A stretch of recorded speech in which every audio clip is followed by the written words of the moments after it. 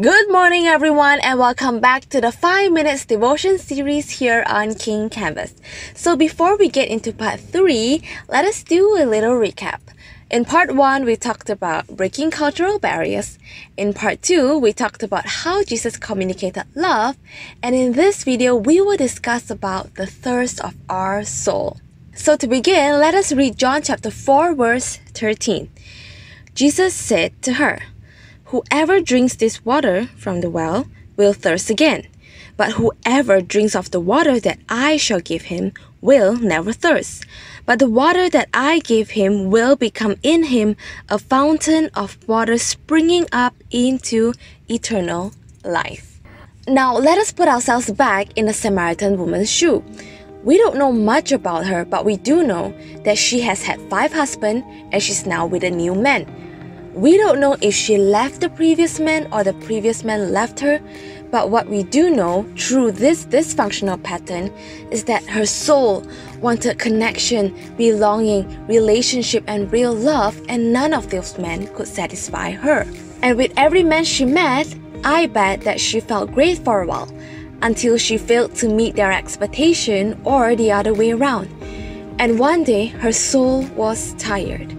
Realizing that she ran out of water, she took the road to the well at noon, hoping that the hot sun would keep everyone else home to snooze. She hated walking that road because she was ashamed and she was in sin. She was afraid that people would mock her. She was afraid that people would take advantage of her. But little did she know that God had already planted questions in her heart, and on that day, she was about to meet the man who could answer all the questions that was keeping her awake at night. And fast forward to verse 19 to 26, we see that after the woman encountered Jesus' acceptance and was made aware of her issues, she started to load all her questions onto Jesus. She did not defend herself, but she leaned into a curiosity with a new sense of hope that her lifelong questions may finally have an answer. And upon realizing that she was speaking to the Messiah, in verse 28, it says that she dropped her water jar, that she left her water jar. In other words, she left the very instrument that she knew could only satisfy her temporarily to tell the village about the one who could satisfy their soul eternally. And to everyone who is listening, here's something that you might not know. God has placed in each and every one of us questions about eternity. So if you have questions, let me encourage you. It's not silly, it's not stupid, and it's not old-fashioned. For far too long, you want to be deeply known, but you have only strived to get noticed. You find identity in your success and relied on fame to get you favor. You don't believe that beauty is skin deep, but there you are, spending money and time for that perfect post to be posted online. You craft your credentials as if your worth depends on it to fit into the man-made structures of this world. And if you try hard enough, you will get there and you will be happy. But it will only last a while until your soul becomes thirsty again.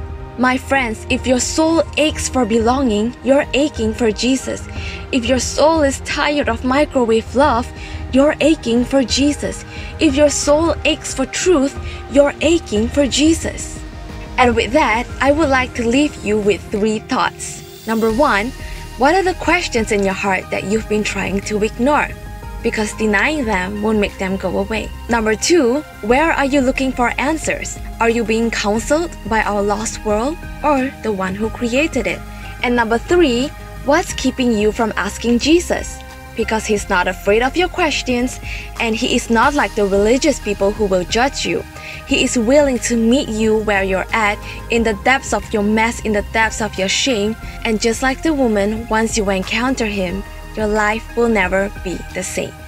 And if you have any questions, I encourage you to drop me an email, slide into my DMs, or ask any of your friends around you. Because remember, you are not alone and we are all better together. And that is all for today's video. I hope you enjoyed it. Remember to empower and encourage one another in truth and in love, one conversation at a time. Take care and I'll see you soon. Bye!